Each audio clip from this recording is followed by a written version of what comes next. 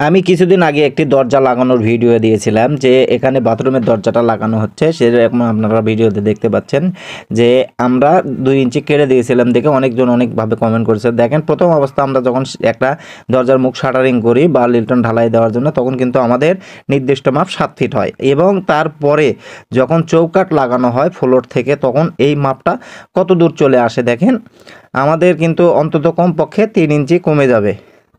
এখানে 3 ইঞ্চি না, অন্তত ধরেন 2 ইঞ্চি কমে গেছে। এটা কিন্তু আমাদের 82 ইঞ্চি আছে। আর টাইলস লাগানোর পরে তাহলে এই দরজাটা কত ইঞ্চি হাইট হয়, টাইলস লাগানোর পর যদি দেখা হয়, সেক্ষেত্রে দেখবেন যে আপনারা প্রায় 79 ইঞ্চি বা 80 ইঞ্চি এই রকমের থাকে।